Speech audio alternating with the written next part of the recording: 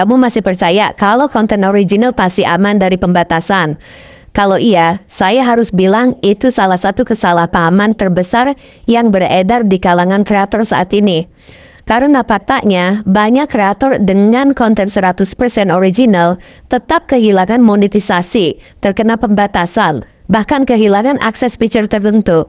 Kenapa bisa begitu? Karena Meta tidak hanya menilai apakah konten kamu itu original atau tidak. Ada satu kalimat yang belakangan ini sering saya dengar dari para kreator.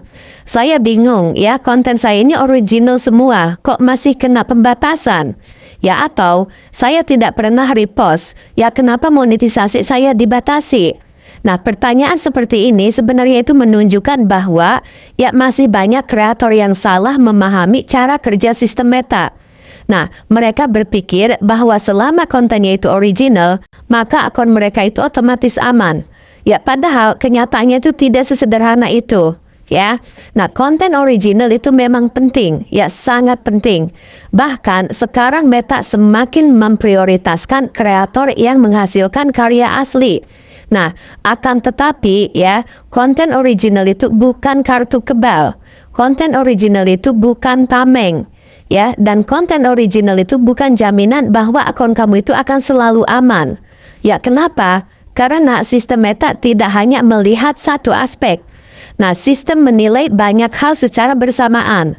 Ya, misalnya kualitas konten, keaslian konten, kepatuhan terhadap kebijakan komunitas, kepatuhan terhadap kebijakan monetisasi, interaksi yang dianggap tidak wajar, spam, clickbait berlebihan, engagement bad, konten yang menyesatkan, pengalaman pengguna, dan masih banyak faktor lainnya.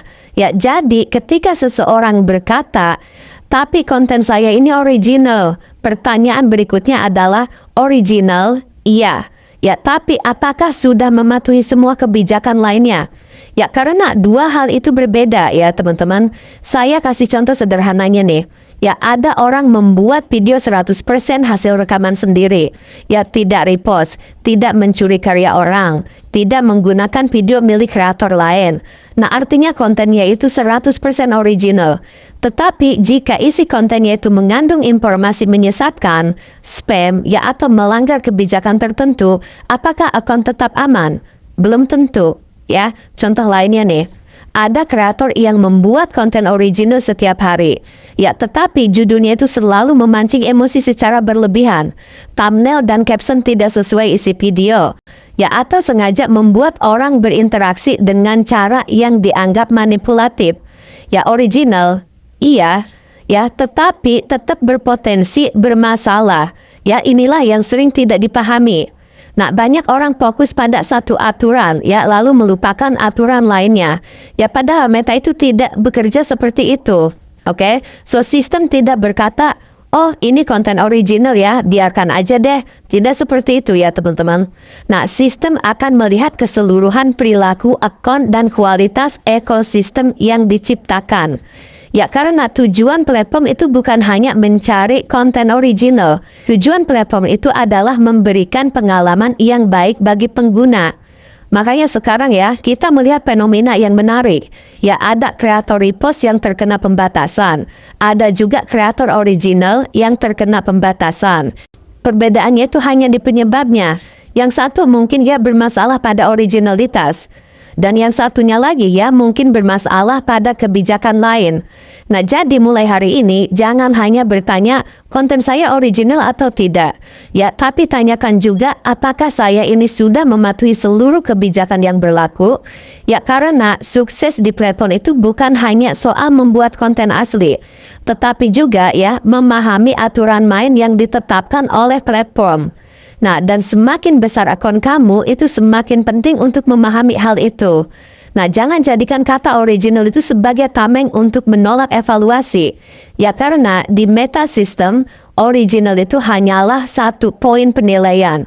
Sementara pembatasan bisa datang dari puluhan faktor lainnya yang seringkali diabaikan kreator. Oke? And good luck for everyone. Kenapa konten kreator disarankan supaya membuat video original? Ya karena Meta semakin menghargai konten original. Ya apa artinya? Nah, banyak konten kreator pemula itu berpikir bahwa semakin banyak views itu semakin besar pula ya penghasilannya. Nah, padahal ya sekarang ini Meta mulai lebih memperhatikan kualitas daripada sekedar jumlah views. Oke? Nah, misalnya nih, ada 2 video ya. Video A itu mendapat 1 juta views. Tetapi banyak penonton itu langsung scroll beberapa detik setelah video dimulai. Nah, video B yaitu mendapat 300.000 views. Ya, tetapi sebagian besar penonton itu menonton hingga selesai. Ya, berinteraksi dan benar-benar tertarik dengan isi videonya. Nah, dalam banyak situasi ya teman-teman, video B itu bisa dianggap memiliki kualitas yang lebih baik ya meskipun jumlah viewsnya itu lebih sedikit. Ya, nah lalu apa qualified views? Nah, perhatikan ya teman-teman, qualified views itu artinya ya tidak semua views itu memiliki nilai yang sama. Ya, qualified views itu adalah tayangan yang dianggap ya memenuhi syarat berdasarkan berbagai faktor yang dinilai oleh sistem Meta. Ya, nah jadi ini bukan hanya berapa banyak orang yang melihat video kamu. Oke, nah tetapi juga ya ini bagaimana mereka berinteraksi dengan video tersebut. Oke, paham sampai di sini ya? Nah, kemudian ya, apa itu earning rate? Ya, nah ini adalah gambaran tentang seberapa efektif konten kamu menghasilkan pendapatan. Dua kreator ini bisa memiliki jumlah views yang hampir sama. Ya, tetapi ini pendapatan mereka itu bisa berbeda ya karena kualitas penonton, jenis konten, dan faktor lain yang dinilai oleh sistem. Oke? Nah, karena itu ya, fokuslah membuat konten yang original. Ya, bukan sekedar menyalin atau mengunggah ulang konten orang lain. Oke? Membuat penonton betah menonton, ya memberikan manfaat, hiburan, atau informasi yang membuat audiens itu ingin kembali menonton konten kalian.